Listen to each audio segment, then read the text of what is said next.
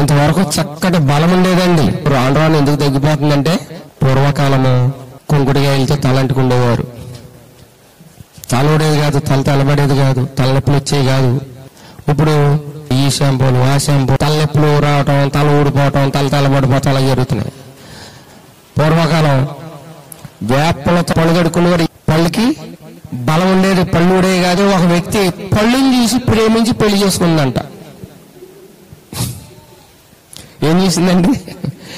పళ్ళుని చూసి ప్రేమించి పెళ్లి చేసుకుందంట. కొన్ని రోజులకి కొంచెం దాశాడంట పాపం భర్త.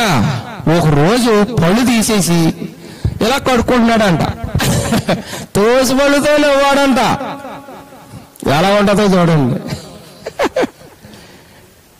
అంటే పూర్వకాలం ఏ పుల్లతో పడితే ఆ పుల్లతో కడుక్కునేది. అప్పుడు పళ్ళు జబ్బులు వచ్చేవి కాదు. ఇంతవరకు ఎక్సర్సైజ్, దంపేవారు, దంపుడు బియ్యం తినేవారు, బలంగా ఉండేవారు. ఇప్పుడు అసలు పనేదండి. వాషింగ్ మిషన్ లో పడేస్తుంటే బట్టలు ఉతికేస్తుంది, తీసి ఆరబెడతాం. ఆరబెడతాను కూడా వచ్చేసింది ఇప్పుడు మిషన్ లో. నొక్కితే అన్నం వండేస్తుంది. సాంబార్ వేసి అది తెచ్చి ఇది తెచ్చి ఇది తెచ్చుకుని తినేస్తున్నారు. ఆరోగ్య సూత్రాలను పాటించట్లేదు.